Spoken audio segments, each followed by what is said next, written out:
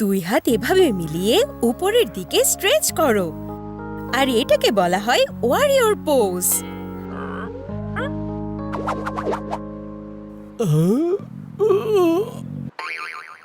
এখন আমরা করব ব্যান্ডিং ট্রি পোজ।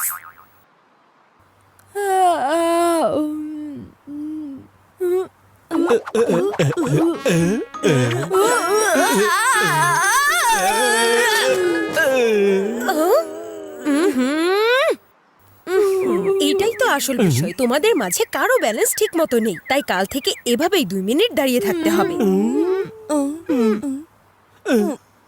মা, আজকে তো প্রথম দিন, তাই চলো না সহজ কোনো স্টেপ করি। হ্যাঁ মা, বাবাকে দিয়ে কিচ্ছু হচ্ছে না তো। হ্যাঁ, কে বলেছে? কে বলেছে আমাকে দিয়ে হচ্ছে না? হ্যাঁ, এই দেখো আমি সব স্টেপ করতে পারছি।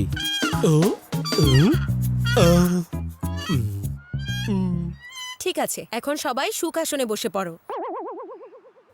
সুখাসন মানে হলো এভাবে পাগুলো ভাঁজ করে চোখ বন্ধ করে থাকো। এখন তোমাদের চোখ খোলো।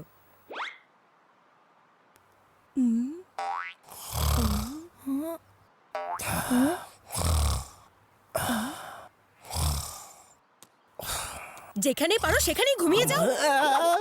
এখন আর যতগুলো আসন বাকি আছে সবগুলো দাঁড়িয়ে করতে হবে। তার মানে এখনো আরো অনেক এক্সারসাইজ বাকি Oh my আছে। God!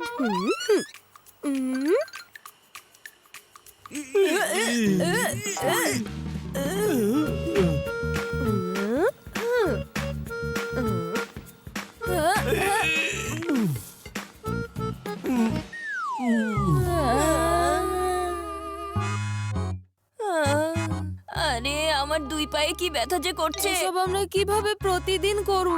তাছাড়া তোমার তো এটা করা উচিত। ডান্সারদের দেখেছো কিভাবে তারা লাফিয়ে লাফিয়ে স্টেপ করে? আর চিকু ভাইয়া, ক্রিকেটাররাও অনেক ধরনের এক্সারসাইজ করে। এটা ইয়োগার কথা হচ্ছে না, এটা হচ্ছে মায়ের সেট করা টাইমিং এর কথা। চলো বাবাকে একটু পটিয়ে ফেলতে হবে। আরে আমার অবস্থা তো খারাপ হয়ে গেছে। তাহলে কিছু একটা করছো না কেন?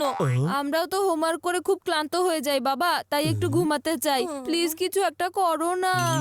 চুপচাপ ভোরবেলা উঠে যোগা করো, কারণ যোগা স্বাস্থ্যের জন্য অনেক উপকারী। আর তাছাড়া কিছুদিনের মধ্যেই তোমাদের এটা অভ্যাস হয়ে যাবে।